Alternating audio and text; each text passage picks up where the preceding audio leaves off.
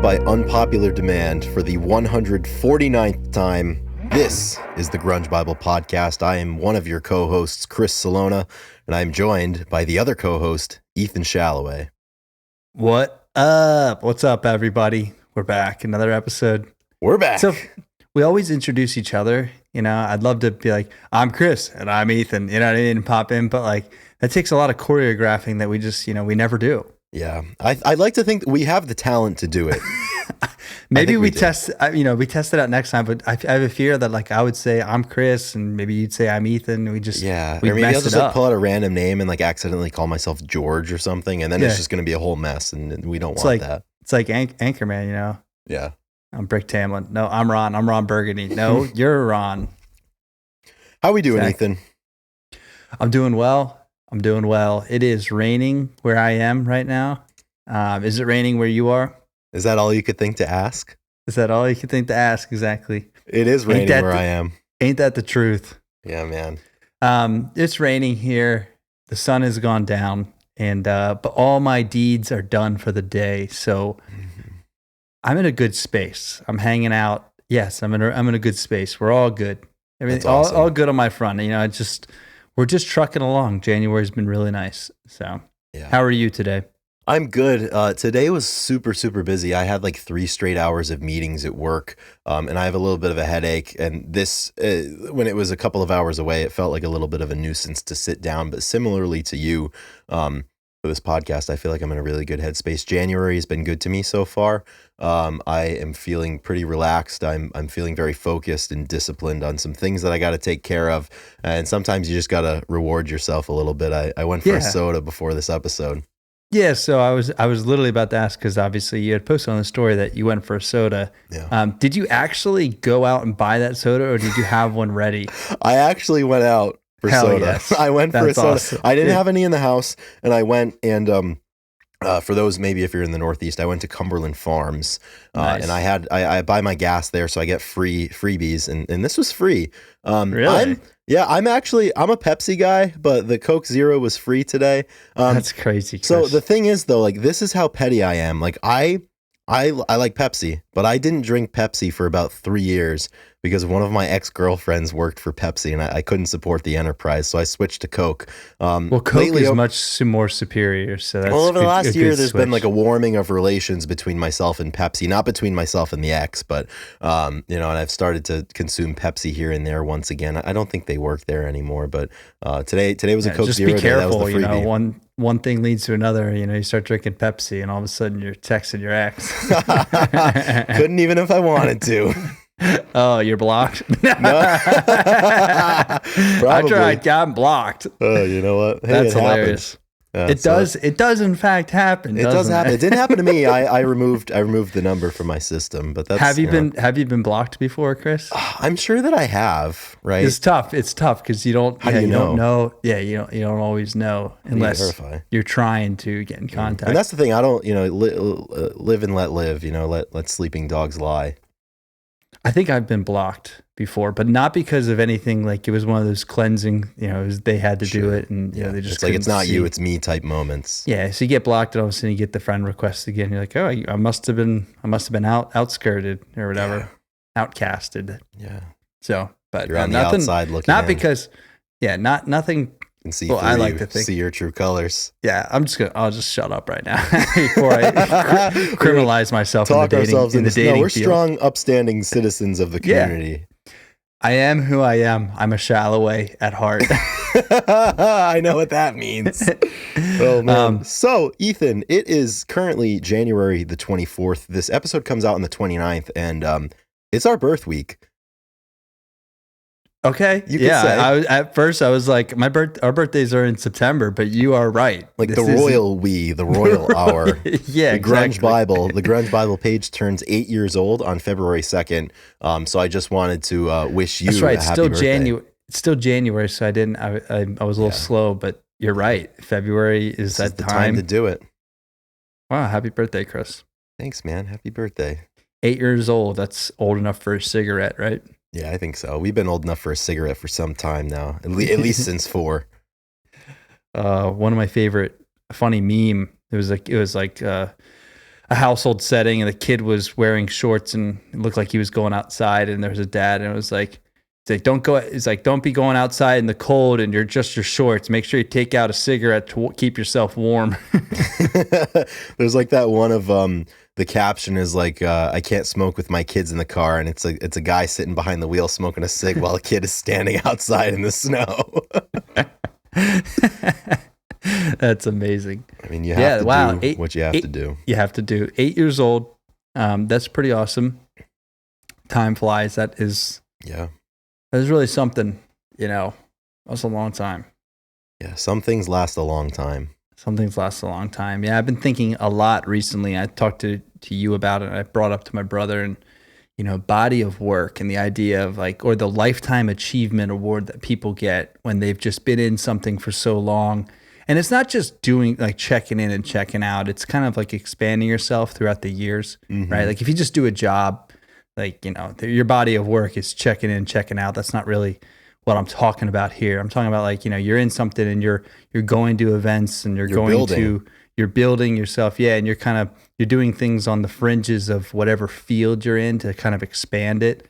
And I feel like the body of work we're creating and have created is exactly that. It's something to be proud of. And I hope to do that in a lot of aspects of my life.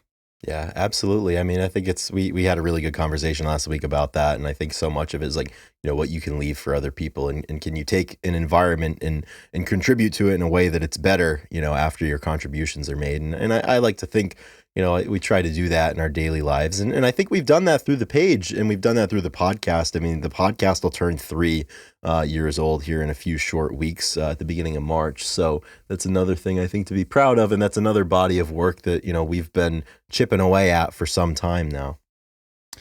Yeah. And you bring it up every so often. Like if we keep at this and all of a sudden 20 years passes by, who knows what type of position we could be in because of the war of attrition that we have. But and it is an interesting thing to think about. And when it starts with? It starts with episode 149 of the Grunge Bible Podcast. Absolutely. Which is what's on deck.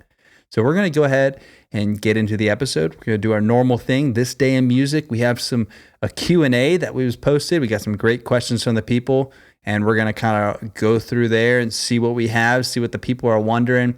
And we'll do songs of the week, and we're going to keep it short and sweet. Something, I don't know. It's a Friday beers without the beers, this is a hump day episode, a Wednesday hump day. Totally. But before we do that, we do have some people that I would like to thank, and you would like to thank as well. And Grunge Bible Enterprises as a whole would like to thank. And those are Drew as well. And Drew would like to thank, especially because they pay Drew, because we don't pay Drew. Our Patreon supporters do. But furthermore, anybody who listens to the show, Drew should be the one reading the. Yeah, we should really just. Yeah, we should make. And we should just insert. Yeah, that'll be for next week. Oh yeah, we're totally gonna do that. But yeah, massive thanks goes out to anybody who is, we're talking about body of work here, and it's the people that help us out and that listen to us and contribute to various things that we do financially that allow us to continue, chipping away and adding to this body of work. I just realized that chipping away and adding are opposite of one another, but there's a lot of dichotomies in this world, so we're chipping away by adding. We're adding by subtracting here. Addition by subtraction. So thank you to anybody who has purchased merch over the years, who has maybe shared this show with a friend, and special thanks to everybody who is a member of the Grunge Bible Patreon. We have those 3 levels, $2, $5, and $10 per month, that allow us to continue to chip away by adding to our body of work here. And I'd like to thank the top tier. They selflessly put themselves out onto the field of battle every month and give us $10 a piece to make this show possible. And I'd like to read their names, as we have done for 149 weeks here. And their names, excuse me. Oh man, I got the hiccup out of the way first. Their names are Mike McCready's Mustache, King Buzzo Stole My Hair, Sherry Matthews, Seattle 4 Fanboy from New Jersey, Rachel Corning, Pile of Punk, What the Fuck is Up Denny's, Keith White, Chris LSMS, Lauren Irene, Millie, Nikki Six, Carlene Salona, Jamie Lynn, Jade Mercado, Granny Grunge, Eric R. Berry, Apona, Faith Bittner, Fuck Soup, Gochu John, Eddie Vedder got me through my second divorce, Down in the Hole, Flat Out Fucked, Doug Endy, D-Boat, Alex Long, Alexa Shannon, Black Hole Sean, The Blue Owl, and Kara K. So thank you to all of those individuals for your continued support and interest in this show. Not only are they the biggest supporters, but I think undoubtedly they are the most invested in this show. And it's great bantering back and forth, whether it's on the Grunge Bible direct messages, whether it's email, or whether it's over on Patreon. I love getting messages and sending messages to those people. And it's cool to, have some kind of inner circle members of this community. Absolutely. Absolutely.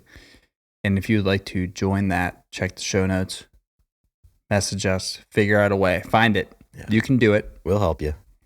Yeah. We can't do it all for you, though. You have to take the initiative. Yeah. We will lead you to the water, though. And all we can do is talk. All we can do is talk.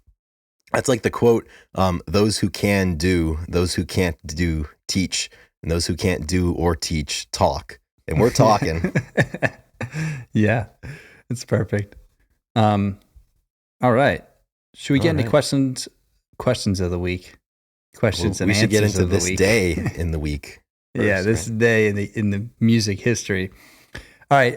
At this first one, I believe a little bit outside of what we usually do. So, Chris, go ahead and let's the oldest man on the birthday list. This episode's coming out on January 29th, and I would like to give a warm happy birthday to the great Tom Selleck, born on this day in 1946. That's amazing. One of the great mustaches in recorded history, I would say. Modern history, for sure. Right. It's a different ballgame when you go back to Western Civ and all that. And right. Yeah, so Tom Selleck, Magnum P.I., correct? I think so, right? Yeah, I think he was the lead investigator in Magnum P.I. He was Magnum huge. Or whatever. So this is this is huge. This is really that's really big. How could you have a bad day on Tom Selleck's birthday? I don't know if it's possible. You can't. You really can't. Unless you're being investigated by him. By Magnum P.I. himself. That's crazy. So he's going to be, what, 77? 78? Quick math, 78. Yeah, I guess so. Pretty incredible. Well, it's not, I guess so. It's just math. It is or it isn't. Maybe. We don't know for sure. If my math is correct. All right. In 1949, Tommy Ramone was born, the Ramones drummer. Can't believe that the 40s, it seems like a long way. So the fact that the Ramones were born in the 40s, at least Tommy was, that's a long time. Yeah. Seems some things like last a long time. Yeah. You forget how old some of these bands are now that we're in the 2020s of this life. And we're getting pretty well into the 2020s now. I mean, it's been a while since they've begun. We're almost halfway, which is really bizarre. So happy birthday to Tommy Ramone. Moving up to 1954, once again, it's always great when we can kind of touch on people and people's birthdays who are really at like the epicenter of the grunge movement. And on this day in 1954, Oprah Winfrey was born. Obviously, very, very integral in kind of the early days. A couple of weeks ago, we talked with Scott Crane about what was going on Bainbridge Island, and Oprah there. She was more of a downtown Seattle at the the early club stage, really championing all those bands. I think she gave Kurt Cobain his first guitar. I think so. That's very, very worthy representation here in the birthday zone of episode 149 on January 29th. So happy birthday, Oprah. Moving on, 1961, Eddie Jackson, not to be mistaken with the American chef, personal chef who played football, but the Queensryche, their bassist, Eddie Jackson, was born in 1961. It's absolutely fantastic. One more birthday on deck here on January 29th, 1982. Adam Lambert was born. So happy birthday to Adam, the one-time American Idol heartthrob, I believe, now turned frontman of Queen. Oh, yeah, that was a big deal. I remember watching American Idol back in the day. It was kind of before,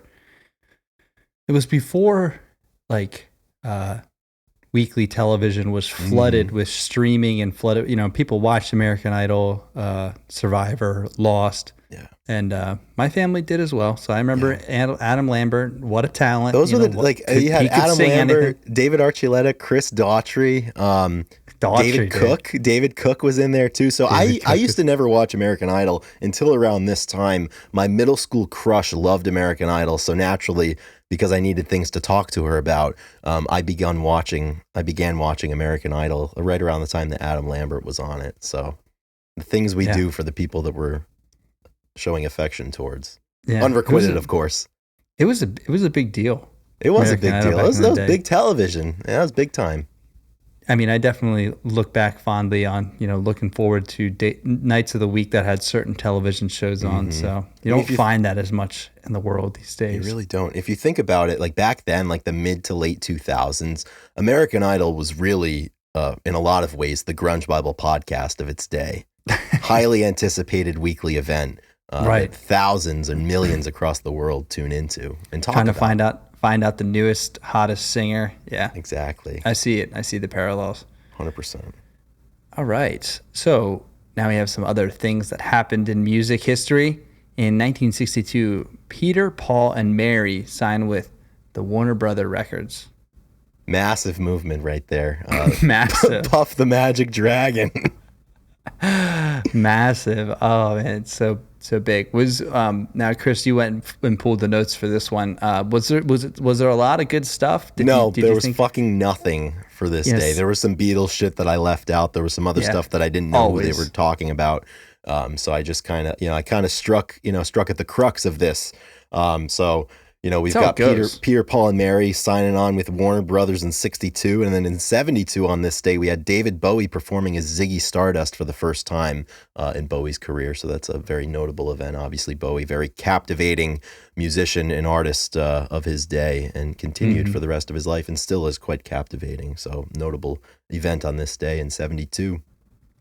Bowie gets a lot of action on the this day in music, I feel like. Yeah. Once again, like very, very well documented, I think. Up there with with the members of the Beatles for sure, but we don't talk about that here. Yeah. All right, moving to 1989. Billy Joel performs the national anthem at Super Bowl 23.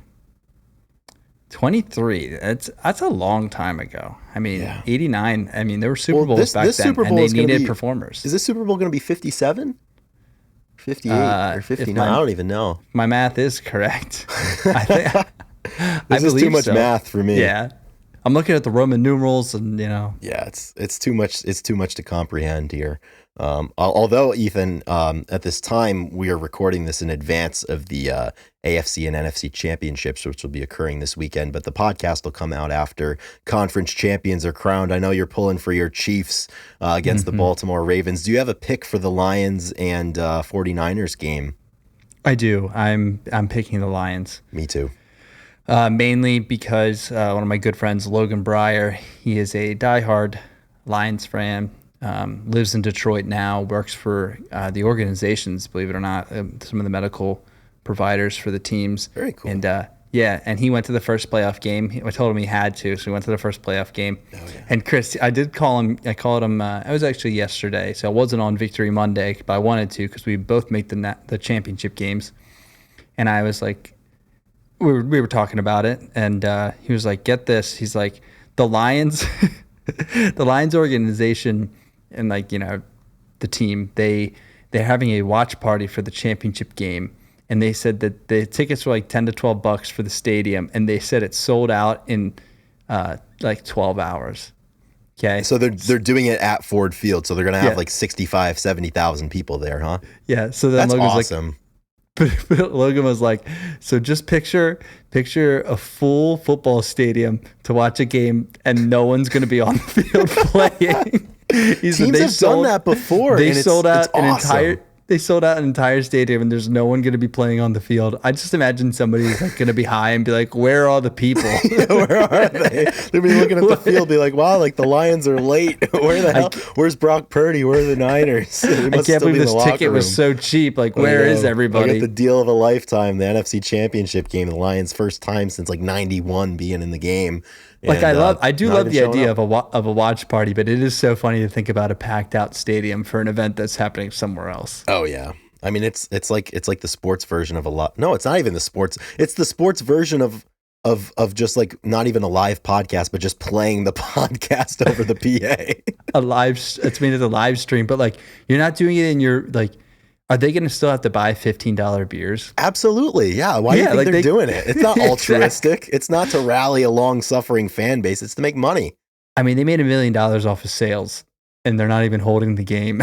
It's amazing. Stonks.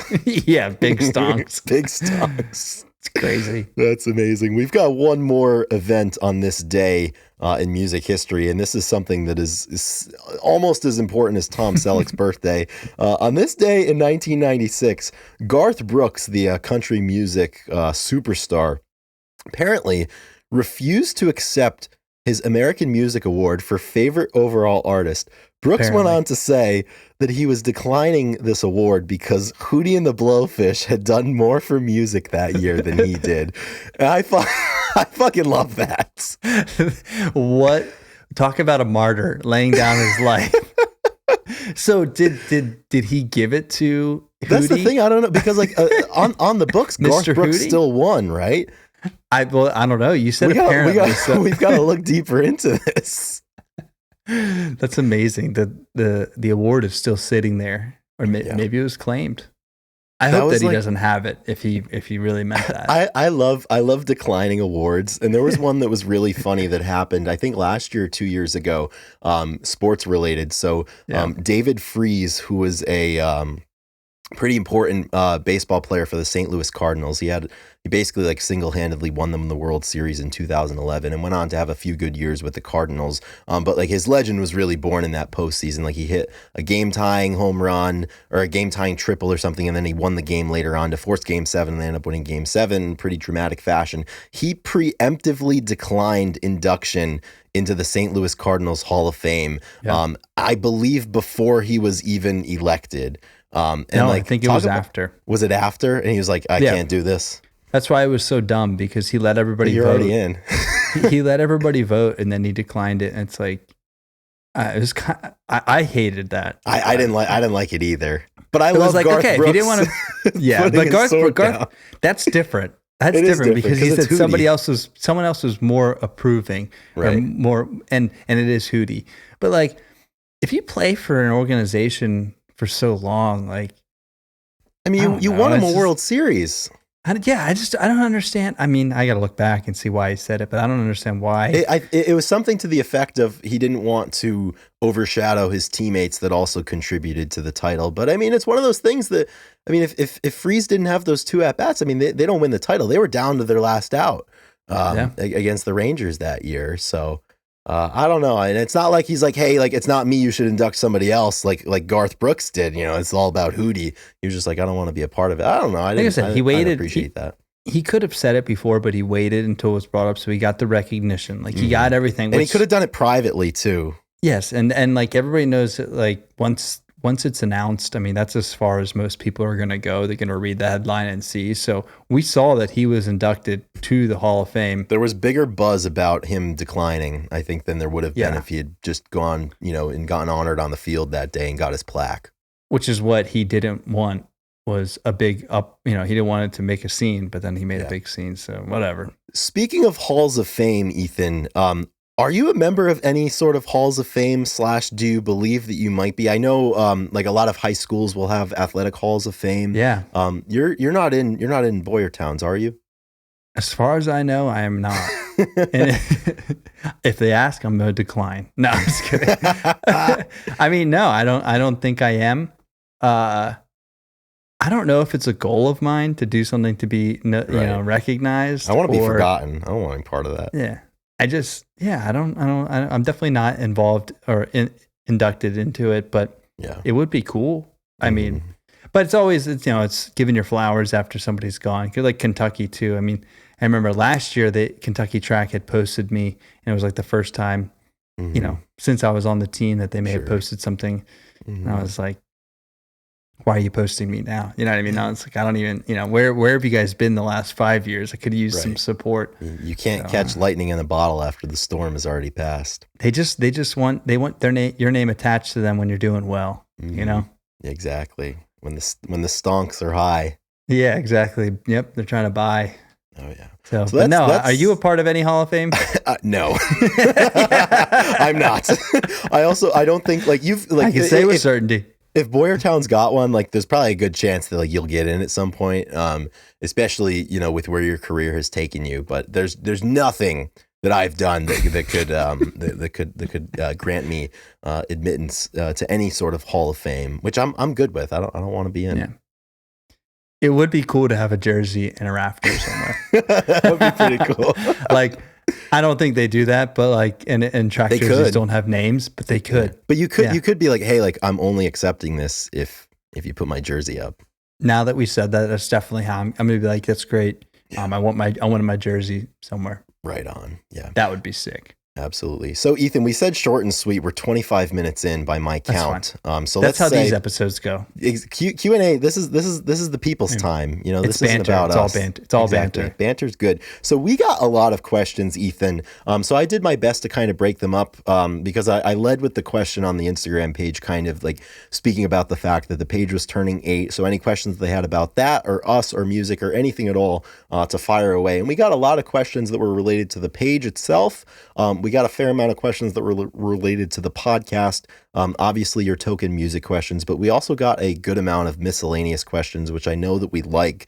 So I'm going to give you first pick in the draft of this list of questions. You can pick your category and you can pick your question and we'll get rolling from there. Okay. I think I'm going to, this is tough. There's a lot of questions here. Yeah, it is challenging. And I always have the internal debate of like, should we just like knock out one section and get through it and then move to the other one? And like, we can't answer every question though. We'd be here all night. Yeah, we couldn't. We had to decide. I mean, I don't have anything planned for tonight, so we could go as long as we want. I don't have anything planned either. Should we? The only thing is I only have one more Zin, and that. Let me send you some. Can you download me some Zin? Yeah. We were talking Briar because obviously I think one of our best memories, and this is the one I was gonna talk about. Out of the 8 years running the page, what are some of the best memories you've had? And I think something I hope to remember for a long time is when we had Patrick Warburton and Scott Crane on, and we were bantering in the beginning, and Patrick pulls out a Zin can, and it was like, if your parents were like, "Hey, do you want to have a sip of this beer or something like that?" They're like the first time your dad gives you a beer. Yeah, like, and he maybe doesn't think you drink, but you're like, I'd love to. Yeah, it kind of felt like that because all of a sudden it was like, oh wait, Patrick is doing some Zin. I was like, I got mine right here, and then Scott was like, I can't help my hand from reaching into my pocket. Scott pulls out his. All of a sudden, we all have them up, and we all threw in a Zin together, and that was really cool because we're just guys being dudes in that moment, and recording a podcast, and I thought it was pretty sweet. So that'll be a really good memory. But yeah, I only have one left, and I like having one in the morning. Yeah. I don't know if I'm going to leave the house, so right. Who knows? Yeah, we'll see. Well, when we're tired, we'll call it. Yeah. How about you, Chris? So we're talking about memories from the page. So the best memories. Man, that's tough. I think of the page and the podcast kind of at the same time, and the podcast has certainly, I think, been the most fulfilling thing for me. So it happens often, but I think I'll look back, that feeling that we get like in the middle of an episode when we're having a really good conversation, often with a guest. And it happens a lot of times that we'll look at one another on camera and just give each other that look that like, hey, this is a good episode and this is a really good conversation. And it just kind of reinvigorates and makes clear once again the reason that we do this. So I can think back to some of those particular moments that we've had just one-on-one, the two of us, and also with guests. And most recently, I think that episode with Patrick and Scott. Other than that, some of the memories that we've had going to shows that we probably wouldn't have gone to otherwise, having conversations with people, meeting people, and just developing relationships that we wouldn't have had. Those are the things that, I look back on most fondly. Also, the free stuff that we've gotten is cool. It's not too bad. It's true. It's true. We do love free stuff if you're out there. We do. We'll do a shameless plug. Yeah. Send us a log of Zin. T-shirts, Zin, vinyl. We love getting vinyl. Any of that stuff. We accept any of those things. Any other memories? I'm trying to think of. I mean, I'm really similar to you in all the memories of events that brought us together through the page are always really Another fun. memory that I have in 20 Go for it. I have a story to tell. It's my turn. I have a story. It's my story. I'm going to tell it. It's really cool because I'm in it. Yeah. It was August of 2018, that first really good in-person brainstorming session that we had for Grunge Bible. It was at Gaslight Coffee Roasters in Chicago, Illinois, the morning after. What a great name. Yeah. We spoke about the relationships earlier. I don't know. You'll have to ask my ex partners if I really deserve to be at the Gaslight Coffee Roasters. I hope not. And that was before like gaslighting really made its way into the popular vernacular. So we were on the cutting edge. And there's a picture of you took of me. There's a picture you took of me like right outside of Gaslight Coffee Roasters. I have it posted on my Instagram. But that memory I'll always think of, because like I really do think like if we didn't go to Chicago that weekend and we didn't go that morning and sit down and like get into the nitty gritty of like what we wanted Grunge Bible to be, I don't think we would have still been doing it. I don't think we would have done the podcast. And there's a whole lot of conversations and relationships that we would have missed out on. So that's one for me that I think is one of the more pivotal moments, aside from the creation of the page. Yeah. That was the first time that we talked to Chris Cafaro on the phone. Mm-hmm. He was the first person that we talked to through the page that felt started to make sense. But we kind of realized the reason that we were doing this. That was a really cool time. That's a great profile picture for a dating app. Gaslight in front of Gaslight Coffee. Yeah, seriously, I'm off the apps, so you know. Right. But that's what it was, and that's how it worked. Exactly. Man, that's a good one. I'll pick one now. This is an easy softball.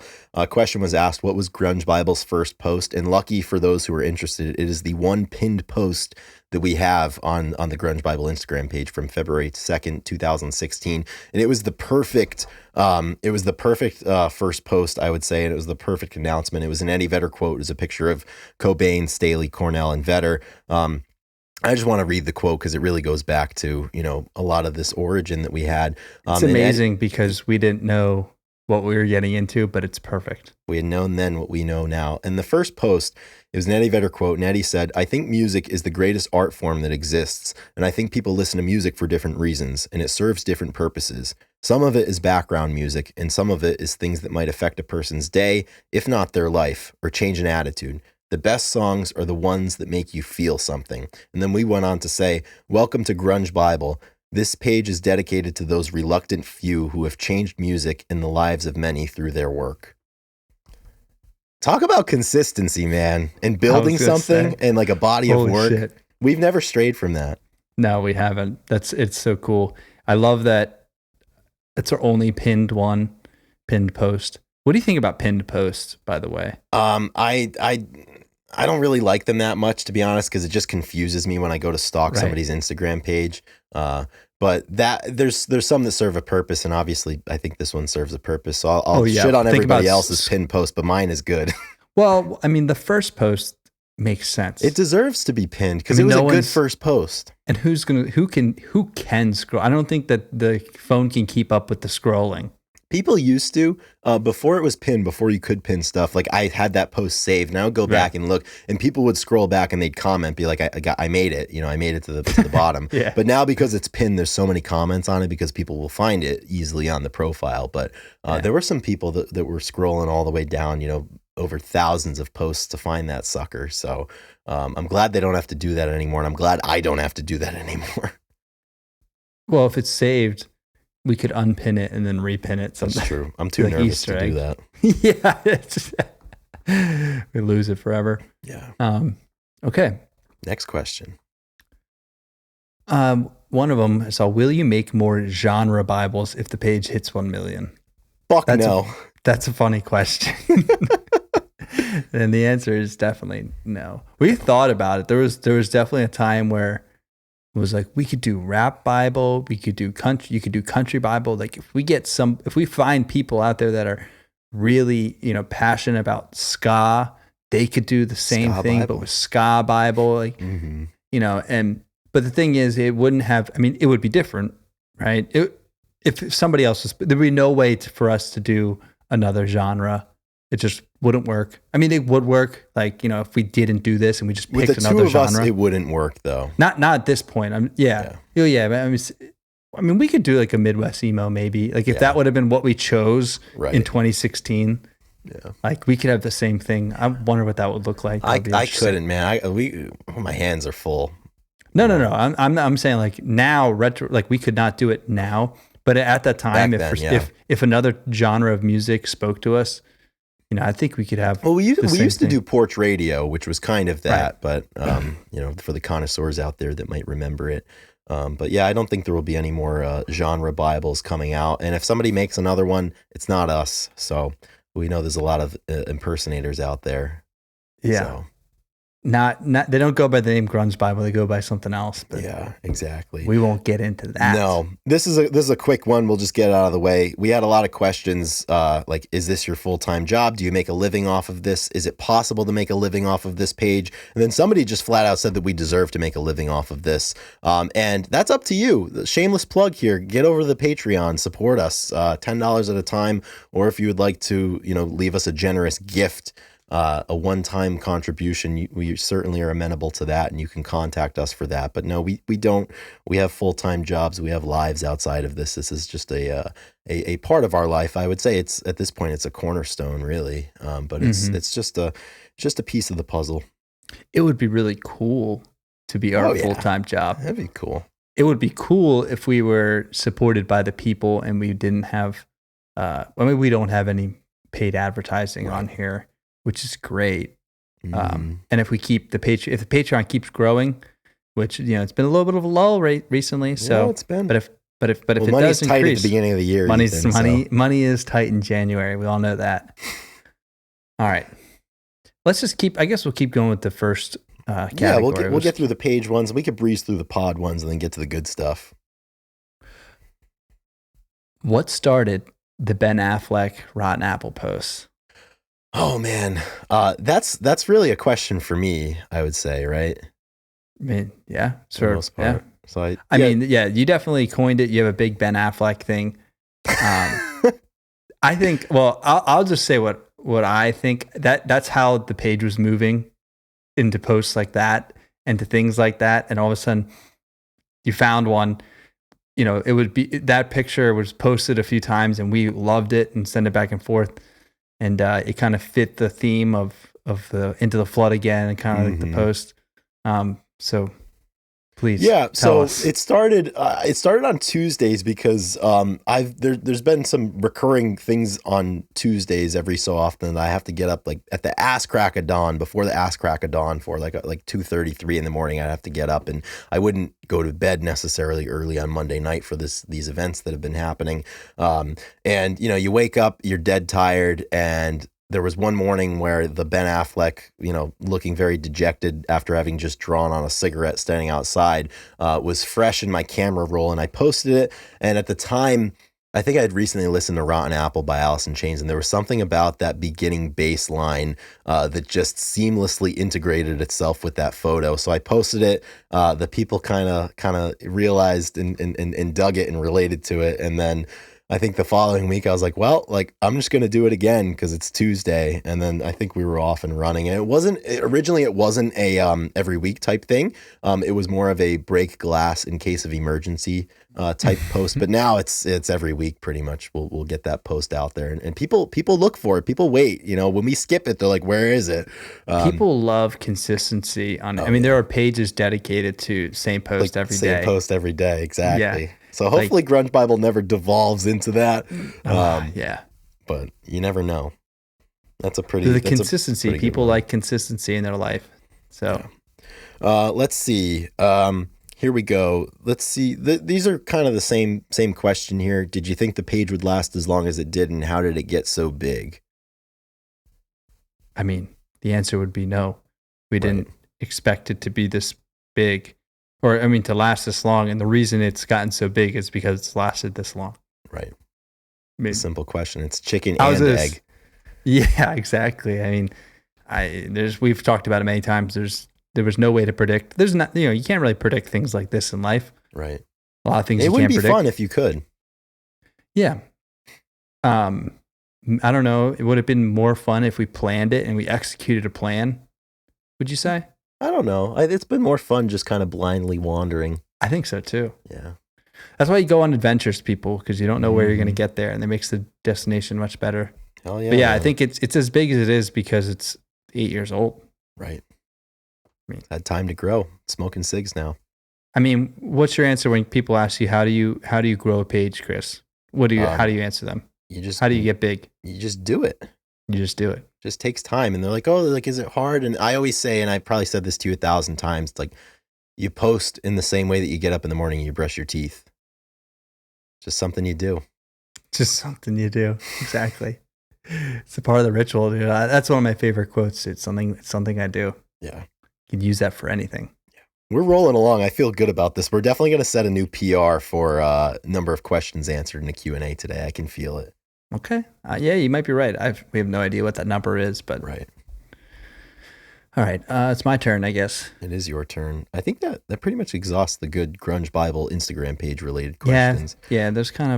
There was one at the bottom, because we kind of said like the best memories. There was one question, and it was like the best thing, the worst thing, and the most surprising thing that the pages brought each of you.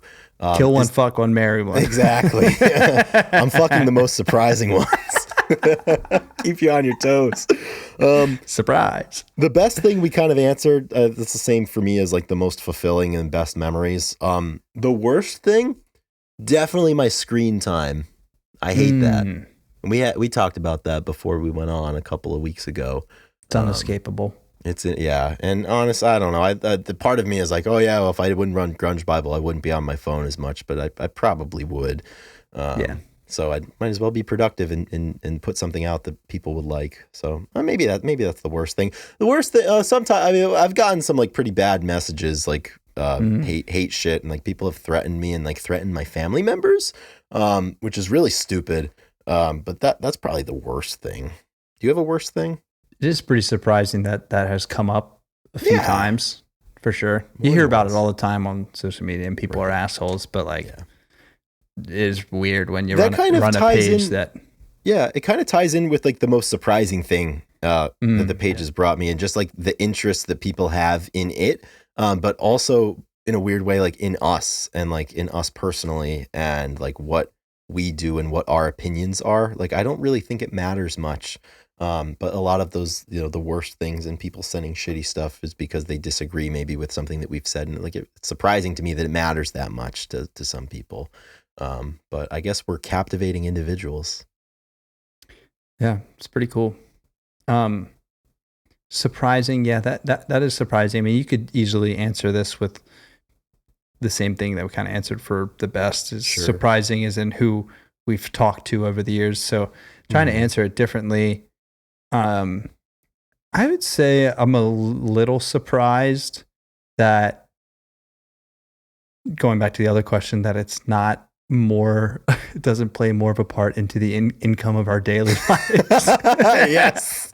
Like, that is kind of surprising that like, it hasn't taken off its sorts. And people always ask you, and you say, it's like, it's not that simple. There's ins and outs. There's this, you gotta like, it's not so simple because it's not. And so that's a little surprising, but there's 1,000 ways that you could explain why it's not. So that's why it's surprising. Yeah, absolutely. So that exhausts the page related. We've got some pod related questions, Ethan, if you're jonesing to get into those. Oh, I'm jonesing. Jonesing with curiosity. I opened up, I know, I can tell we got a good one on our hands. So I opened up the Zin, the last one, and I'm looking at it. And I'm wondering when it's time to throw it in there. So let's get the question out, and then it might be time. Okay, I want to go right to, talking about podcast related. Have you ever had a Patreon guest as on the pod / are you open to having guests on the pod? Yeah, I would do that. We've definitely talked about it. Yeah. We've had, I guess, no, we haven't had any Patreon. No, nobody that's contributed. I would totally be open to it. We've also, it's been requested of us, and we've also talked about this. I don't know why we haven't done it. In addition to our songs of the week, pick one that's submitted by a Patreon member and talk about it and mention that that's their specific song of the week. That's something that we should totally do. And we should probably, now that we're talking about it, I think we should hold ourselves to that and open that up. And however much interest there is however long that continues, Yep. It's out there. So now I think we'll do it. And yeah, we've definitely talked about it. Honestly, the biggest thing with that is me and Chris, there's not like, we don't record at the same time ever. I mean, there was a time where we did we were pretty consistent. Like, let's just do it Monday, whatever. Like, we Right. tried to do it at the beginning of the week. Yeah. Give Drew as much time as he needed to get it To turned get around. that episode turned around. Because Drew is just so diligent on getting it back. He is. Thank you, Drew. But yeah, so it's, I mean, scheduling and trying to just find time. And anytime you add a third cog in the wheel, makes it that much more difficult. So I think that's usually like, we don't bank them as much as we should. So it's like, we got to get this episode up now. Like, we can't really ask. It takes for some of the interviews. fun out of it though when we bank it. Like it's very fun because the last couple of weeks we've recorded on Sunday and it comes out Monday. It feels it's more fun for me to do it as real timey as we can. Yeah. So that's something that's a barrier to it. But I suppose it's no different than scheduling guests, which we're going to be better about this year, and we've already been better about it. So we'll might post something on the Patreon and see what the interest is, like Patreon supporters in general. I'm in. I'm in too. Next question here. I'm going to combine two of them because they're very similar. Who is your dream guest on the pod, and why is it Jerry Cantrell? And there was another question: what living grunge artist would be your holy grail interview? And Jerry's a great pick. I think my mind goes to Jerry, obviously, Dave Grohl for obvious reasons. I think Kim Thile from Soundgarden, Kim Mitchell, yeah. Kim Mitchell, absolutely. Eddie, of course. Yeah. So those probably be my picks. Yeah, we definitely talked about Dave Grohl being the holy grail, but I do think that Jerry would, like, when I look for an interview, like, I want it to be really casual. I want the conversation to flow. Yeah. And Dave would definitely be that, but like, Dave is massive, so like, you're gonna have it's gonna be a little starstruck. That was the nice part about Patrick, was he was so big, but it was like, we're just having a conversation. Yeah. And so I feel like, and it's probably same with Eddie, like, it would be like talking to an angel in a way. Yeah. And it may be like, who knows what the flow would be like, but I feel like Jerry, he would really enjoy talking with us, with us, and we would have that really wholesome conversation. And me and Chris would definitely give that look to each other, be like, we're sending this to everybody. That would be one of the memories. Yeah, for sure. Like, I'd post about that on my personal page, which is a big barrier. Once you cross that, it's big. Yeah. So I think Jerry Cantrell is the holy grail. Let's just leave it at that. Yeah. That's really good. All right. Let's see. I think there's two more in the podcast. I guess this fits in right there with the pause. Will we ever run out of things to talk about on the pod? Whenever we think we do, something always pops up. Yeah. I mean, there's definitely no shortage of, we've done, if you do album by album, and you could pick, there's so many albums that we could talk about, that there's definitely plenty of stuff to talk about. But at the same time, it always feels like, what the hell are we going to talk about? Yeah. Because it's not just what is there to talk about, it's what do we want to talk about, and what do we feel comfortable what can we talk knowing about? Enough to talk about. Because there's definitely been episodes, Ethan, where we've maybe gotten into a topic, or we've been a little over ambitious. In over our head. Yeah, and we're in over our heads. And I'm sure if you've listened to the show, there's definitely episodes that are kind of duds like that. But that comes with the territory, because we're not experts. We're just two really good friends and two guys, guys being dudes. Yeah. Sometimes this day in music, people come up and we don't have much to say about them. I made a couple of omissions today because I was like, it's just really uncomfortable. Or it's like, it's this person's birthday today, so they were a person and they're doing stuff. I can only say I haven't listened to the band very much. Yeah, I can only lie so many times and say that I'll have to check them out and I'll throw it on. I know a lot of people like them. They're kind of the musicians band. Yeah, I did not listen to any In Excess after last week, for example, and I'm not gonna. So we just gotta be honest about that. So honesty is the best policy. It's like what Mark Twain said: if you're honest, the honest man has nothing to remember, because it's just whatever's happened. Oh man, this is a good one. I didn't even realize this. I think I know what you're reading. Yeah, this is the last one in the pod related. Has the check come due? This is. Because you remember this happening, right?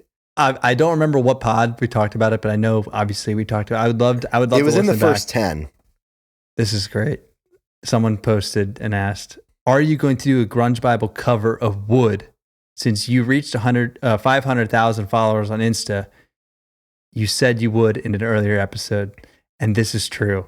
We did. We did it. We did, in fact, say if we reach 500K, there's a few other caveats. There were two conditions. Okay. There were two conditions. Number one was if we reached 500,000 followers on Instagram, or if we ever charted.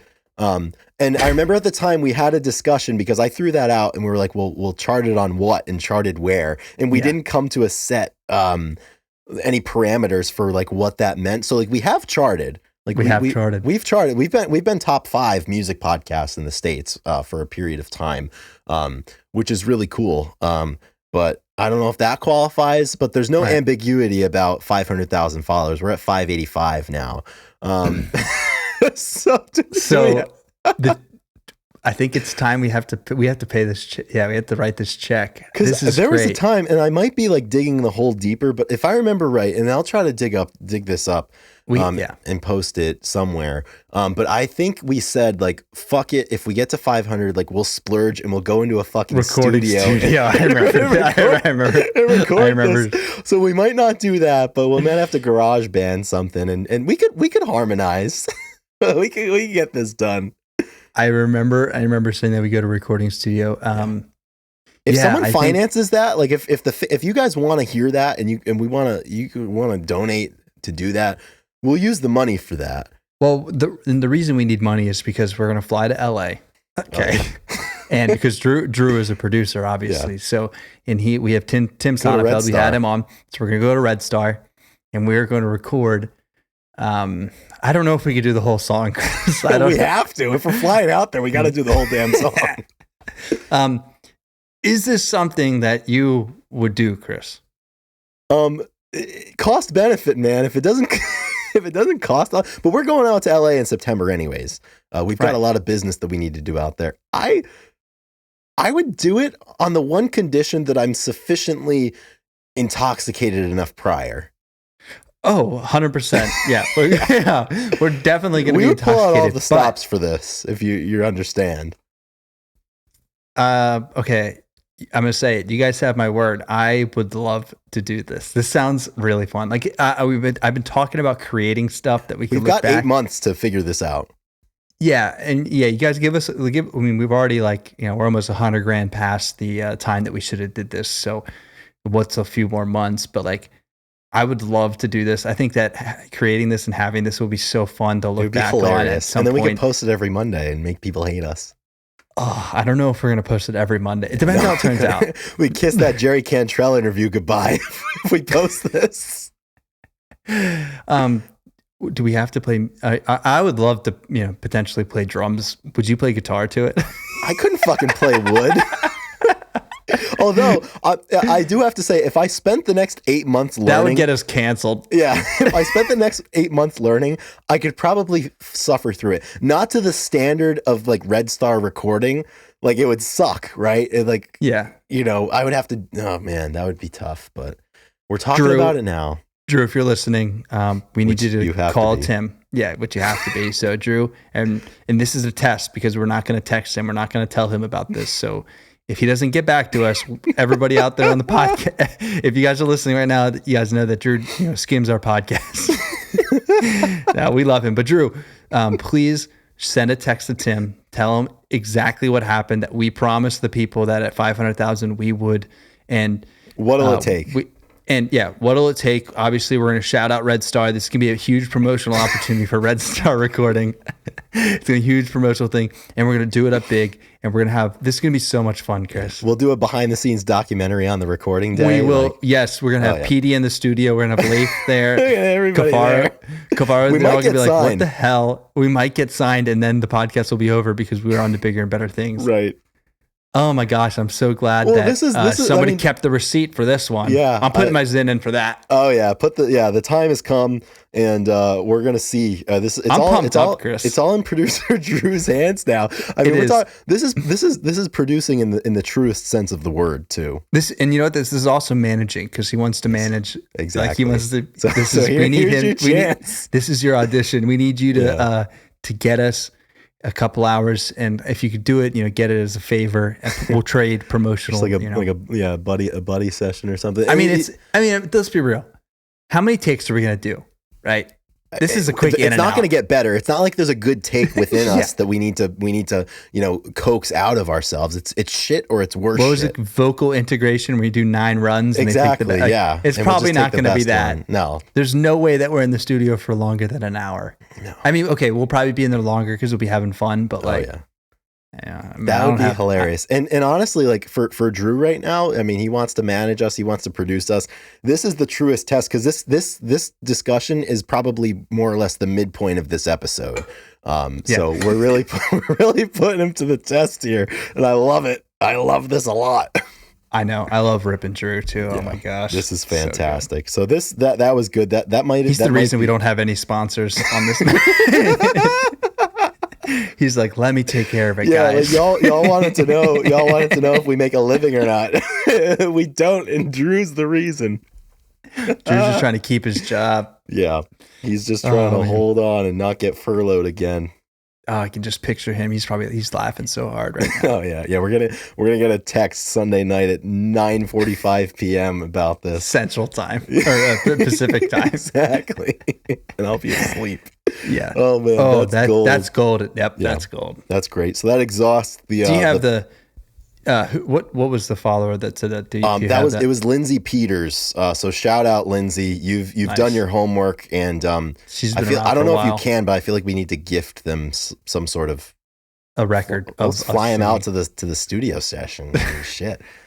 This is getting bigger and bigger, but this is the stuff that we need to do. We need to do stuff like this. So And we're saying it in front of an audience, so now like our hands are tied in the best possible way. it's like the 3rd time that we've done something like that this episode. I love it. Exactly. Yeah, we're tying writing our hands. We're writing checks that we may or may not be able to cash, and I wouldn't have it any other way, Ethan. This is what Grunge Bible's all about. Yeah. Do we ever say anything for $1 million? No, we haven't said anything. So we might hit $1 million in 2024. The way things are trending. I got it. In 24, you said? Yeah, we might hit it this year. So be careful. Okay, well, I'll keep it easy. Right. If we hit 1 million followers, and I know you're going to be on board for this, we will reenact the Ben Affleck taking a drag of a cigarette. Oh yeah, with Rotten Apple. Yes. I'll do that. I'll do that without the 1 million followers. I know, I'll but do it now. But we can't release it. The people want it has to be. We have to get to wait. 1 million. If you want to see Chris drag a cigarette outside of a bar, it has to be because we hit 1 million. Yeah, let's dress the same way. Let's get like the blue sweater and the dark. Yeah, we're doing it. We're doing it exactly 1 for 1. Oh, like I can picture it. Yeah. Yep. This is going to be good. I'm. And pretty, if we have if there's any other up. ideas, I am too. If you have any other ideas, you give that as well. But that's definitely going to be something we do for 1 million. Yeah, absolutely. A little bit easier to figure out. I feel like we have our like tasks inverted Yeah. here. Like that should be the 500,000 and the 1 million should be the wood. But hey, we didn't know it at the time in 2021 when we were talking up our asses into the blue snowball mics. Right. And we had no listeners. And yeah, exactly. And we now know more than we knew then. So we know better. We know better that whatever we say is going to happen because that's how the internet works. Exactly. Like I'm not going to say I'm going to move to Thailand and become a jiu-jitsu fighter because all of a sudden the internet will hold me accountable. Accountability is everything. Let's move into the music questions. I think we can probably tidy these up pretty quickly, and then we can get into the miscellaneous, which is my favorite section because it's got nothing to do with music, and I enjoy talking about weird stuff and unexpected and surprising stuff. So, Ethan, can you take me higher? I can. I can take you higher. Can you take me higher, Chris? To a place where blind men see. Golden streets? I think so. If you're lucky, if you treat me well. Heck yeah. I think everybody can take each other higher. Yeah. We've all that should be everybody's goal should be to raise each other up. Yeah. Why did hair metal have to die? Because it fucking sucked. Yep. Somebody has to die for somebody to take its place. Mm-hmm. Next question. Favorite Canadian artist, Ethan? Gord Downey. Kim Mitchell. I knew you were going to say Kim Mitchell. I had to say Kim Mitchell. I went for a soda earlier today. Do you play any instruments? Well, in 8 months, I'm going to know how to play wood on guitar. So does that count? Oh, yeah. Yeah. You're a drummer. I'm a drummer. You're a drummer. Among other things, like doing Zin. Oh, yeah. That's my It's my instrument. This is my instrument. What's your drug of choice? It's Zyn. Did you see that that Chuck Schumer, the senator from New York, spoke and he's like, we need to regulate Zyn because it's getting kids into tobacco products and nicotine. Yeah, this was sent into we had a group chat with my brother. I kind of looked it over real quick. I didn't see much, but then my teammate brought it up today, and I think it's ridiculous. I think it's fucked. It's ridiculous because there's no tobacco in it. Isn't it's already 21 for nicotine products though, right? Like how much more can you regulate it? There's way worse shit on the local news. Right. And it's way worse shit on Instagram. Yeah. More scarring stuff on Instagram. Yeah. You can't take this away. Talk about scarring. They've let us have a podcast for the last 3 years. I mean, like, how much more scarring do you want? Do they want to get rid of it completely? I don't know. He was just like, we need to regulate it. But like, dude, like, I mean, the States, like, you got to be 21 to get it. Like, you can be in the military at 18. You can vote at 18. Like, if we want to regulate something, let's regulate that. Yeah. Take away cigarettes. Don't come. Yeah, take away cigarettes. Don't do it. Don't do that. Take it back. Drew, scratch that. Yeah, give her the produce us. I will. It's just funny because like we just got to Zyn. You know what I mean? Zyn is like finally we took out tobacco. It took forever. Like it's funny. You know, Nicorette's been around for a while. We never abused Nicorette. What were we thinking? We had a good story for you. Yeah, we had tobacco-less. Nicotine with Nicorette gum, and it was used to wean people off of smoking, and we never once abused it. We had it all these years. We had to wait till Zyn came up, and now it's popular. Exactly. Now they're trying to take it away. I have a really good story for you, Ethan, and it's my turn to tell my story. The first time I ever did Zyn, do you know who I was with? No, I don't. I was with Bird. Ian Jones. Oh, that's awesome. He was visiting me at Iowa State, and I had gone to a party with Bird and then my girlfriend at the time, the same one that forced me into a 3-year-long boycott of Pepsi products. Nice. And I was at a party, and there was a wrestler there, and he pulled out a tin of Zyn, and I didn't know what it was. I was like, hey, dude, like, what is that? He looks at me. He's like, it's candy. I was like, I kind of want some of this. And he gave me my first Zyn. And then like 20 minutes later, my girlfriend at the time comes up to me. She's like, what's that in your mouth? All I said, it's candy. Jeez. And that was She bought it? Oh, yeah. I mean, it was candy. So it was candy. I was actually trying to think earlier today when my first Zyn was, and I can't really recall, sadly. That's tough. Right? It's tough. I just want to have a happy memory. We didn't know the gravity of the moment until it became a memory. Exactly. And we're rolling this episode. I feel really good about this one. This is fun. I was literally thinking that too. Like, this is a podcast. Yeah. You know what I mean? This is a podcast. This is two white dudes with a microphone apiece. Not just any microphone, a Shure SM7, by the way. Right. Very important. I can't remember if you asked the question or we're just kind of flying through the first four. We'll roll through them. Can you post more modern baseball? Yeah, we can do that. We don't post much, so it shouldn't be hard, right? It's been a long time since I've posted modern baseball, so Mobo, baby. Mobo Bible, man.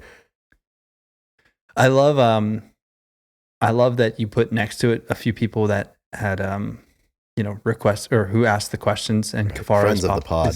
Cafaro's in there a few times. One being, who's your favorite photographer, which is hilarious because it is Chris Cafaro. So not the first time he's asked us. Right, not the first time. I love it because he knows he's going to get a little plug. Oh yeah.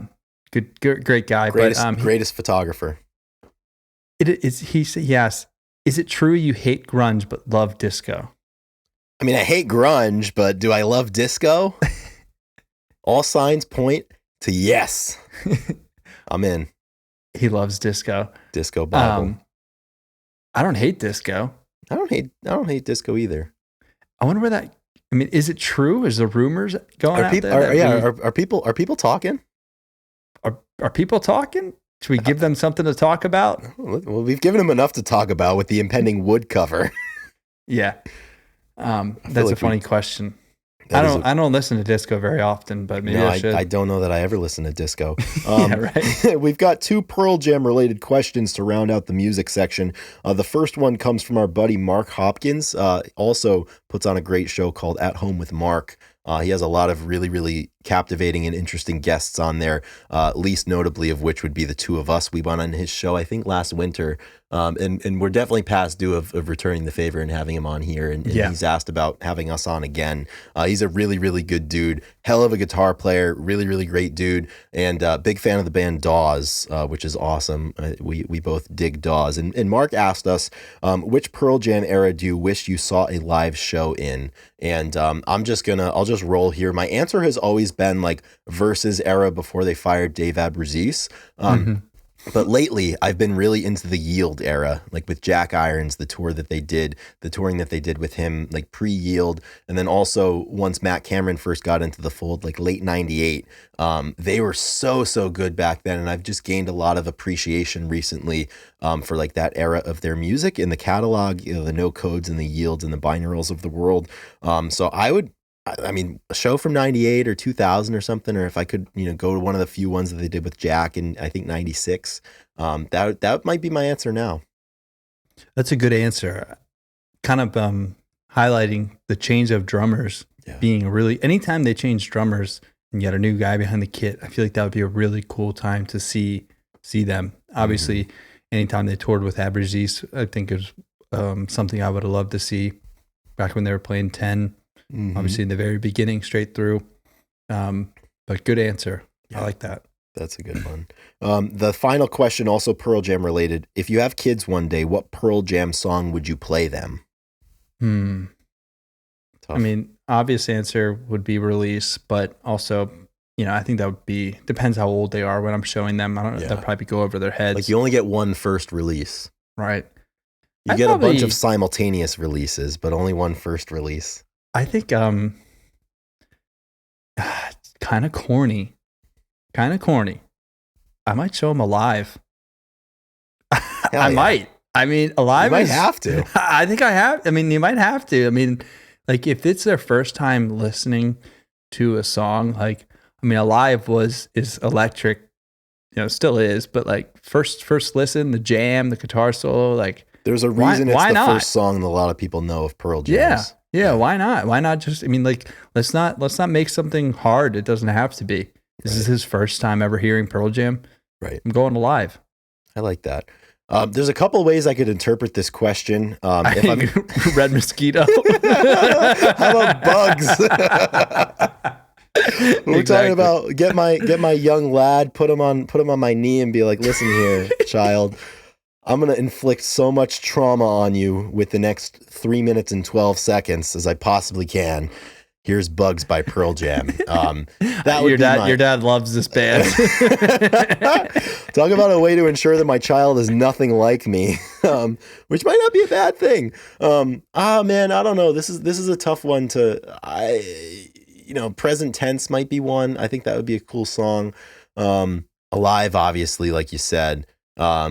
I think like Breath and a Scream would be cool too, kind of like, you know, I'm struggling between like choosing a song because of the lyrics or choosing a song because of the way it sounds. But I think those are all good candidates, but definitely, probably not Bugs. Also probably not Red Bar.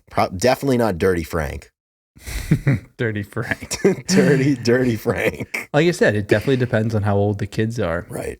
So, and like obviously, if I try to wait until they're 15 when they can handle something like present tense before then, though, you know, right? They're gonna have heard something before, especially if their dad runs grunge. Maybe Bible. Elderly Woman or Daughter would be a good easy one for like a lad.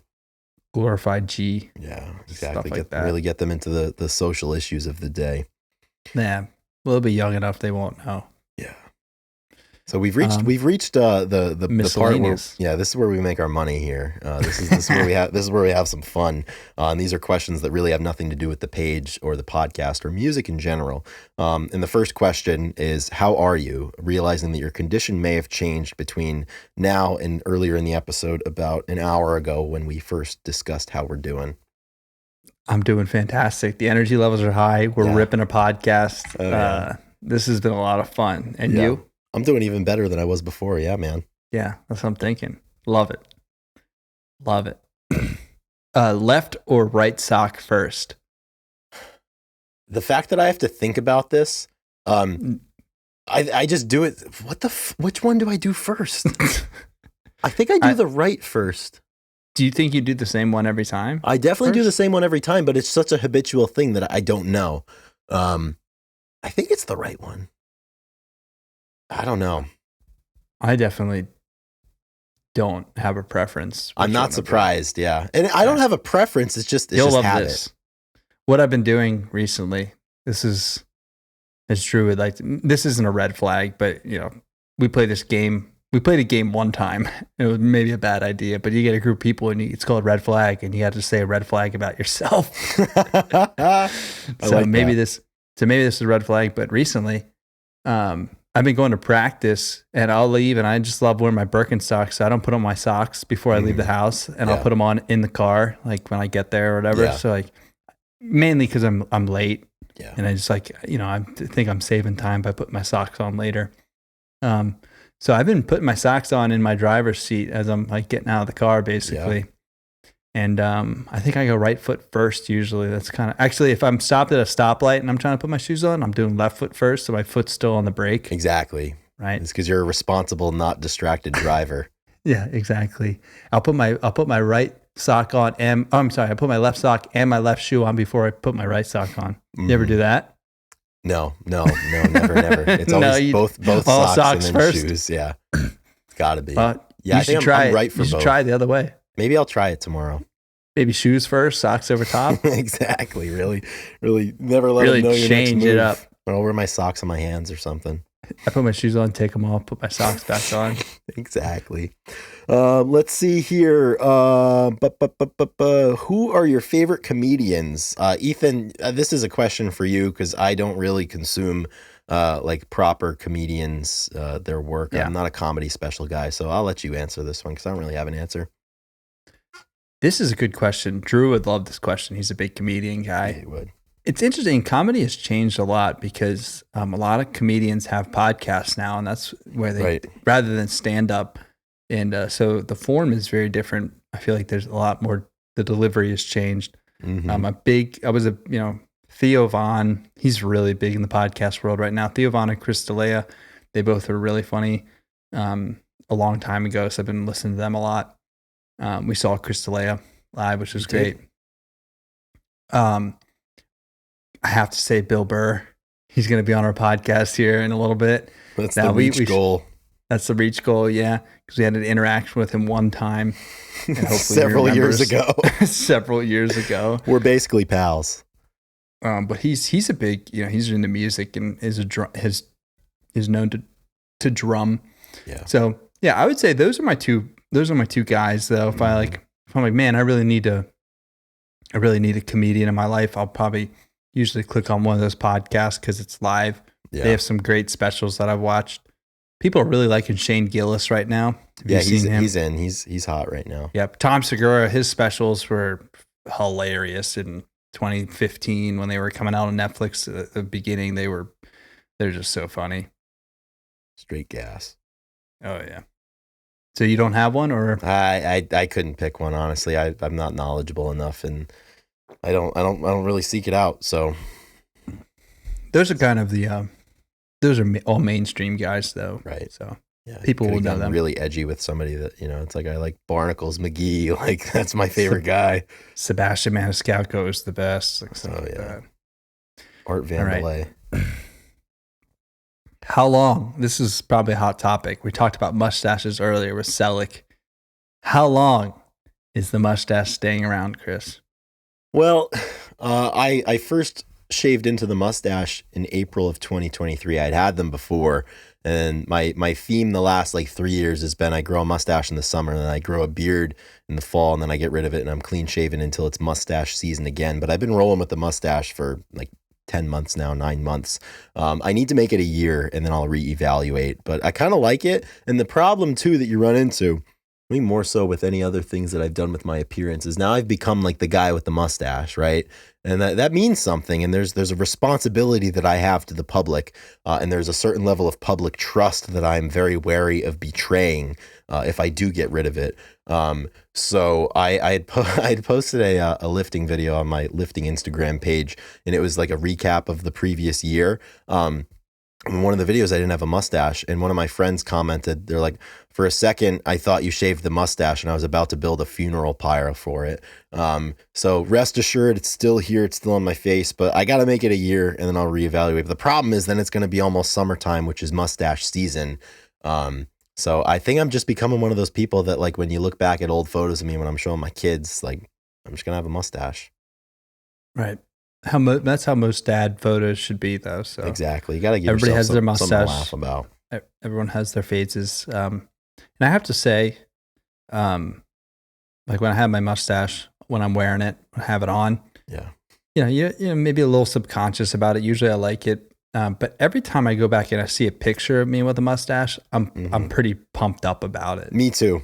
Like the pictures, like mustaches really do well on camera. Yeah. So I think for that reason, I need to do it more. Totally. I mean, I do. I definitely, like, every time I shave down, I'll have it for a few days. But mine doesn't grow in, like, I mean, I have a red/blonde mustache, so it's, you know, I'm in a different ball game. You know, it's a different league. Yeah. I think mustaches are firmly in the category of things that the concept of them is better than the actual execution and use of them. Like I love the idea of having a mustache more than I love the way that it looks on me. And that concept wins out. Another thing is, when you have long hair, just a mustache doesn't always work. Yeah. Which I'm getting to that territory again here, and I'm soon to find out. When your hair is like, usually like short hair guys, mustache, it ties the room together. Obviously, wearing a ball cap really works. Oh yeah. But you got long hair, and you know it's tough to wear hats. It's not tough. You put a hair up. It can be a challenge. But it can be a challenge, and sometimes it's just, you shave the rest of your face and you have long hair. I'm like, all right, I kind of look dumb. I need to shave that. Yeah. If one has to go for me, I think the long hair would probably go first before the mustache.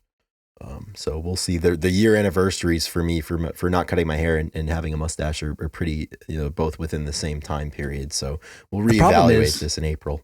The problem is you probably grow a mustache in a week and a half. Not a good one though. Not to this degree. How long does it take? I usually give myself like 2 weeks. Like I usually grow a beard first, and then I shave the beard off and leave the stash.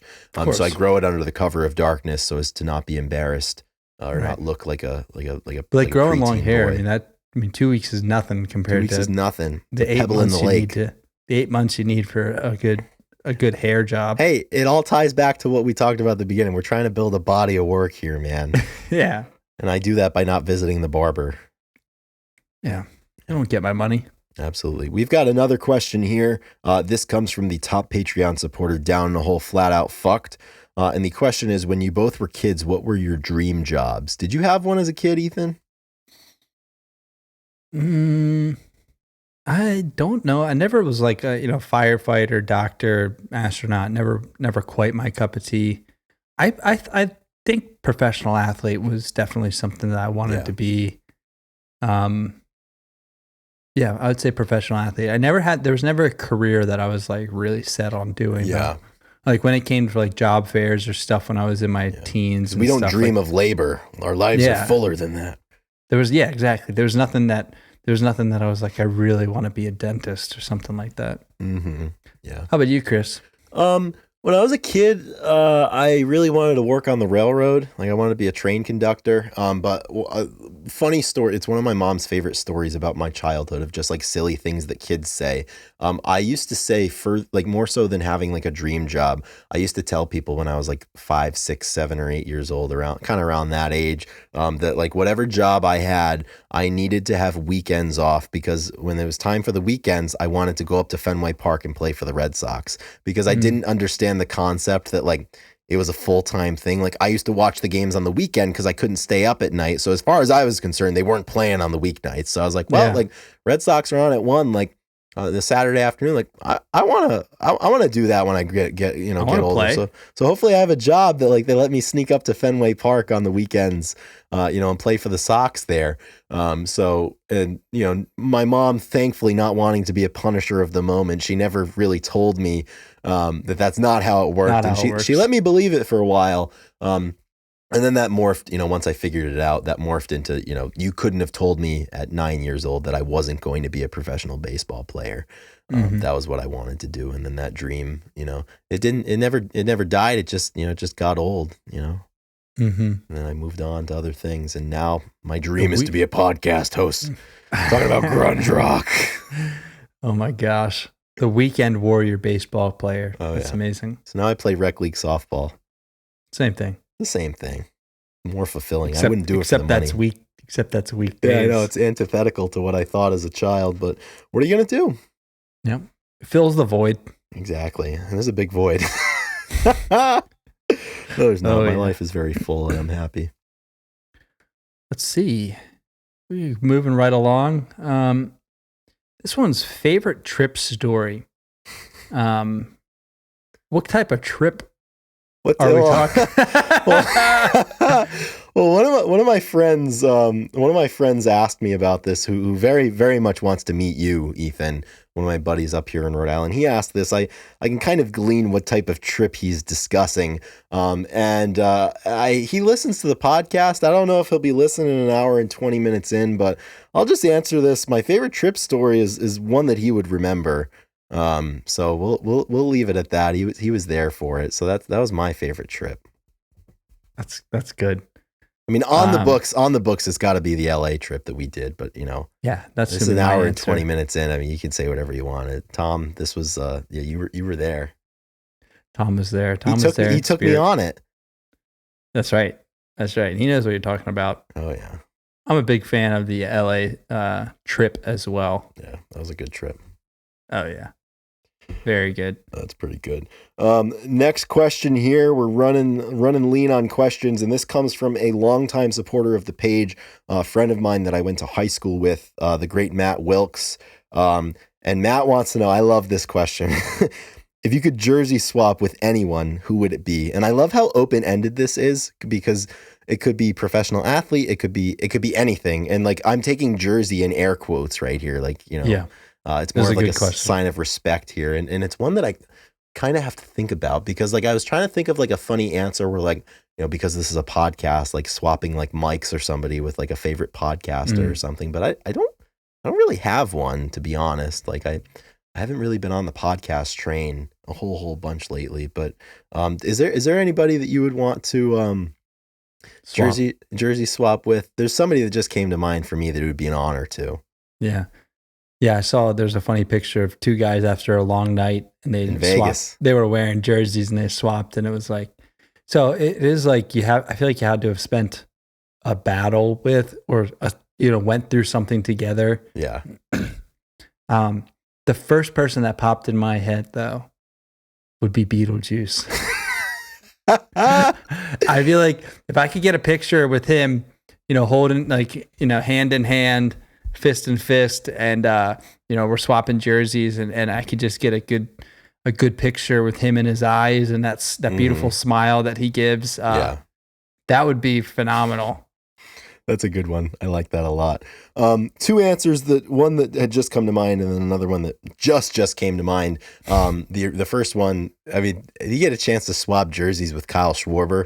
Like say he goes 2 for 6 with 2 Schwarber bombs and 4 strikeouts, and then afterwards, you do that thing on the field where he takes the jersey off and he leans over and signs it, leaning it against his leg, and then you exchange jerseys, and then you pose for a photograph. That would be great. But one that would be realistic that probably should have happened, Ethan, we should have swapped jerseys the morning after the Charleston wedding. Swapped coats. Yeah. Swapped suit coats. That's awesome. We definitely should have. That fits all of the criteria for a jersey swap. Yeah. Or at least we should have swapped it with like one of the boys that we were hanging out with. Because you made the point, and that's what made me think of it. You swap jerseys with somebody that had a similar experience, that like understands on a deep level what you had just gone through or what it takes, right? And that's somebody that, and even for us, like it goes back to like the days of the pit weight room. Like it would have been an honor to swap jerseys with you on the platform. Yeah, Or Kim King. Or Kim King, yeah, or like Andrew Wells. I mean, she was a national champ, Ethan. She was. She knew what it took. She knew what it took. Oh man. What a legend. What a fucking legend. What a legend. That's good. That is good. That was a great question. Thank you, Matt. That was a really good question. Another one from a friend. Who wins in a hot dog eating contest between the two of us? Courtesy of Sean Don. Big Sean Donnelly. Oh, man. I feel like you fundamentally can't answer a question asking who would win when one of the participants is you. You can't answer saying you would win. I think you could get some glizzies down. Some glizzies. Is it like a timed battle, or is it like a just volume based and it's like whoever? I'll just say, what are the rules? Because I couldn't Joey win a Chestnut, timed Coney one. Island No, type I wouldn't thing. be able to do that. That's a whole different. Like that's, I don't know if I can drink, dunk my hot dog buns in water. That defeats the purpose. But if we're going to like the grill shop or like Yakko's and we're just getting dogs with everything, like how many do I think I could eat? If I'm throwing out a number and you tell me if you think you can beat that, I do think if it's 7 between to the 2 of us, I think the venue is important. Like if I'm playing on your turf at Grill Shop, I think you win. The atmosphere there, it's a tough crowd. Like as a rookie going in there, like that, everybody's pulling for you, Ethan. That would be tough. And then consequently, while they're not hot dogs, they're hot wieners. If you came to Providence and went to Olneyville, New York system with me, I'd like to think my chances there are pretty solid. Much higher, yeah. Yeah, but I think it all depends. Neutral site, neutral dog. Your guess is as good as mine. Well, how many do you think you can eat? I said I'm thinking 7 to 9. Is this once again like? Are you saying 7 to 9 like uncapped time just until somebody quits? Yeah, I think. Well, okay. In like one sitting, like you go until you're full. You can't come back like an hour later. We'll give it like backyard, grill out setting. Yeah, you can't. You can't come back at another time. You can't boot. You can't go to the bathroom, etc. Right? House rules. Just sitting down. Yep. Yeah, I think it depends on the girth of the dog, right? The girth of the if they're just like backyard Franks, right, off the grill on the Oscar Mayer. Yeah, we could both hammer double digits. Think we got 10? Oh yeah, I think the winner might have to tickle 20. I think you could. Because you eat them and then you worry about the consequences later. 20 sounds like a lot right now. But 20 is a lot of glizzies. But if you're hungry, you figure a nice summer day where like... If we hit 1 million followers. No, just kidding. How many cigarettes can we smoke in succession? Who can smoke a pack first? Well, here's the question. Which number is higher? The number of cigarettes you could smoke in succession or the number of hot dogs you could eat in one sitting? I'm, as much as, I don't know, I wish I was. I don't really wish I was a real smoker because we're not. We're not like we're not smokers. So I definitely could. A lot of people are smokers. We're not. I could definitely eat more hot dogs than I could smoke cigarettes back to back, I think. Yeah. I don't know. Right? That's an honest answer. Yeah, if I had to, I could definitely, I wouldn't get full on cigarettes. So that's an easy answer, but yeah, all right. Once again, it's an hour and 30 minutes in. I'll say that between the two of them, I have established one record for myself, and that number is 14. I won't say which one, if it's glizzies or cigs, but the number to beat for me is 14. In a night or in succession? In a night. Okay. Like in a very defined period of the night, though. That's an important caveat to this. Right. So the number to beat's 14. I think I pick up what you're laying down. Yeah, it's something that you do it once. I wouldn't want to do it again. Because 14 hot dogs is a lot, right? Mm-hmm. The glizzies. Exactly, man. What do you put on your dogs? Oh, everything. Oh yeah, which me too. Is chili, onion, and mustard. Okay, that's the perfect hot dog. Are you a relish guy? Because a chili dog is its own thing, though, isn't it? Well, I guess. I just call them dogs with everything. Has chili, mustard, and onion. Yeah, this is such a regional thing too that like I'm not big on like what do you mean that doesn't go on a hot dog, like because it just depends on where you're from. Because for me it's like I'm not a relish ketchup mustard relish. I think that's pretty solid. Maybe some onion. That is onion good. That is onion good. Exactly. onion good. I'm going nonverbal on this podcast. Wishing a birthday to Tom Selleck. Tom Selleck mustache birth. Good. happy. Good. Exactly. No, Yeah. I like. I mean, I like all forms of hot dog, all combinations. Me too. I can put them down, but my favorite is always going to be everything. But Hmm. relish, mustard, and ketchup, solid. Yeah, that's very solid. Man, that was a heater. That was good. Yeah. You talking about the episode or that question? Everything. It's all good. Oh yeah. I'm pretty jacked up right now. Do we have any more? Is there one more we need to get to? Do we need to get to this? It doesn't really have much play other than the person who asked it. I know. That's why it's up to you. The podcast debut. I'm hard launching here. Ethan, my girlfriend would like to know, do you consider yourselves to be dandy men? I need to ask, is she going to get to the end of the podcast? I told her she should never listen to the podcast. All right, so you can't bring it up to her. This is also a test. I'll bring it we're up to her. testing I'll screen record this part and send it to her. No. No, don't. No? Because Okay. it's like testing Drew. We want to That's true. know. Yeah. We're testing, Yeah. right? Well, like We want to she's see- out of the zone of ambiguity where like she would like feel the need to listen to the podcast to impress me. So hopefully she does not listen. And she's also out in the world right now, so probably Yeah, not gonna- I don't think the Grunge Bible podcast is top of mind for her when she's across the world on a backpacking trip. But who knows? I mean, everybody's got different priorities. There's a lot of travel. I mean, yes, they travel is A lot travel. of I mean, downtime. You got a lot of time on buses, planes, trains, automobiles. maybe the only perhaps.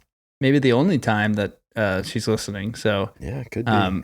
So the question was, would you consider yourself to be a dandy man? So I believe she's asking. Oh, she did say Yourself. men. So She is plural, yeah. She's asking both. Absolutely. Good question. I don't know the specs for a dandy man right now. I'm not exactly sure, but I would like to consider myself a dandy man. So yeah. I'm feeling pretty dandy pandy myself right now. So yeah, I feel comfortable saying that. Yes, I would consider that. cool. That's cool. Oh yeah. There we I go. think that's it. Yeah, that's it, Chris. We've officially exhausted all the questions we said we weren't going to get to, but we did. We did.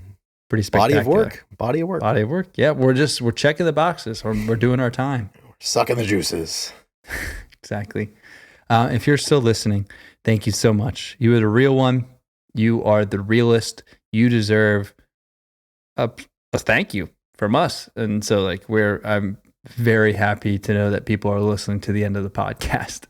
It's pretty fun. Especially this is a good episode. It's not about music per se. It's not about whatever, but I think that this is a solid, fun podcast. So I agree. thank you. Yeah, thank you for your time.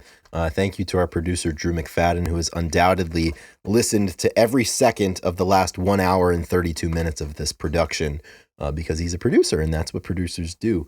Thank you to everybody that has purchased merch. Thank you to everybody, obviously, that has supported us on Patreon and continues to do it. Thank you to everyone who will support us on Patreon after that rousing and entertaining hour and a half that we just spent with you. And furthermore, anyone who's listening, just, thanks for your time. Thanks for talking about it, talking to us about this, sharing it with friends. That's what it's about. And that's why we do this. So finally, we're going to do a quick episode of Songs of the Week. Mm-hmm. And I don't have a song specifically. Okay. But I was recommended a new band. Hell yeah. And I haven't listened to them yet. So I want to shout them out because I'm going to. And the band is Rain Wolf. Have you ever heard of them? I've never heard of Rain Wolf. Yeah. And the album is Hear Me Out. Oh, wait. I, in fact... Are you lying to the people right now?